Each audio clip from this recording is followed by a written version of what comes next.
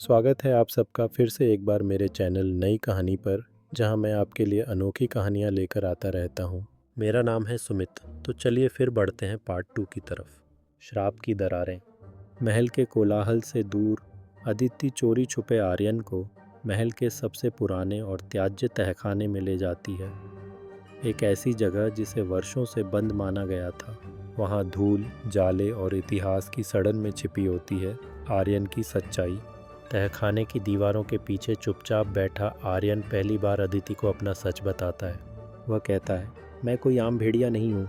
मैं भी एक समय में राजकुमार था। मेरी रियासत, मेरी प्रजा, सब कुछ छिन गया मुझसे जब रुद्राक्ष नामक एक क्रूर तांत्रिक ने मुझे श्राप दे डाला।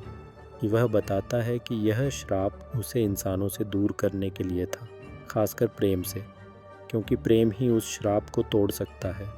आदित्य की आंखों में डर और करुणा दोनों होते हैं। उधर महल में राजा वीरेंद्र को आदित्य के व्यवहार में बदलाव महसूस होता है। उसका ध्यान, उसकी बेचैनी, सब कुछ छुपाने का संकेत दे रहा था।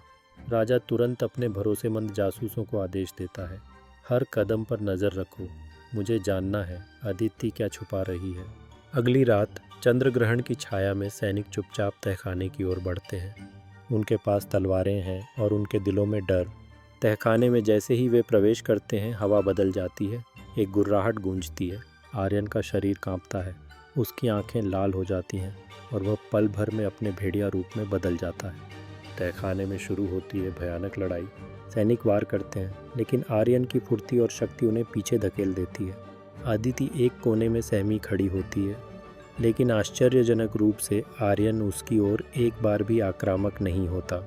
वो उसकी सुरक्षा का ध्यान रखता है, जैसे वो उसकी आत्मा का हिस्सा हो। तेज ध्वनि से महल की पुरानी दीवारें हिलने लगती हैं, जैसे सदियों से छुपा रहस्य अब बाहर आने को तैयार हो। इसी बीच एक जोरदार धमाके के साथ तहखाने की एक दीवार गिरती है। धूल के गुबार के बीच एक व्यक्ति तलवार लिए खड़ा होता है, राजा वीरेंद्र। उसकी आंखों में गुस्सा और आंखों के कोनों में दर्द छिपा होता है। वह आगे बढ़कर गूंजती आवाज़ में कहता है, अब तेरा अंत होगा राक्षस। और इस तरह अंत होता है पार्ट 2 का। आगे की कहानी के लिए आपको मिलना होगा पार्ट 3 पे। अगर अब तक की कहानी आपको अच्छी लगी तो कृपया लाइक और सब्सक्राइब करना मत भूलना। मिलते हैं जल्दी ही।